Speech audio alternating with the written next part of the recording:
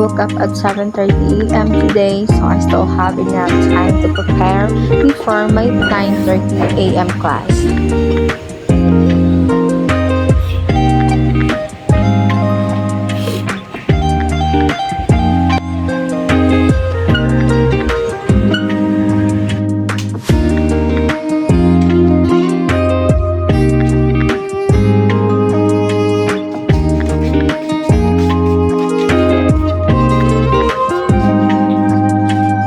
First thing I do after waking up is to wash my face to feel fresh and ready to start my day.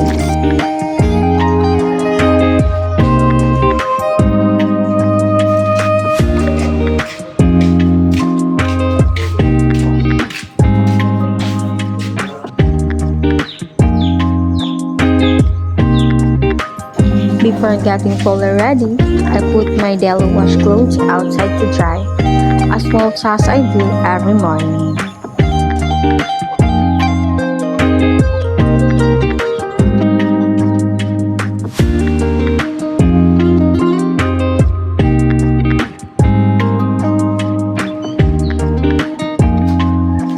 At 8 a.m., I went to the bathroom to shower and prepare myself for school.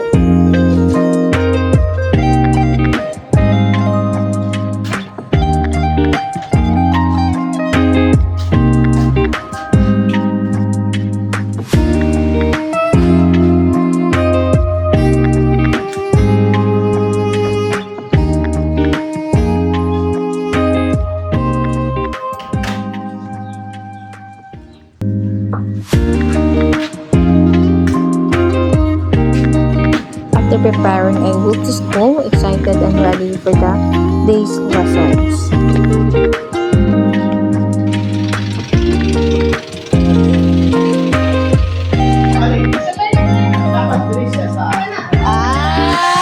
I was already in class listening to the teacher's lecture and learning new things.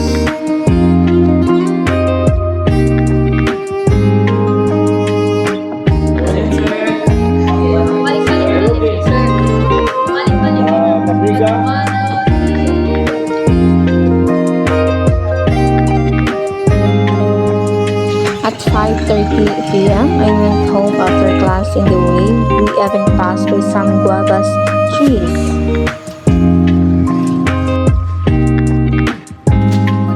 After that, when we got back to our boarding house, fireman gave us a short lecture about the proper things to do in case of fire.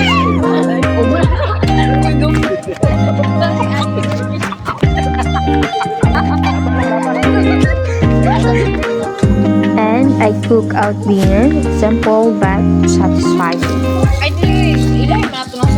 After dinner, I reviewed and studied for the next day's activities. And that's it for today. After everything, I finally went to sleep, ready for another day for tomorrow. Good night!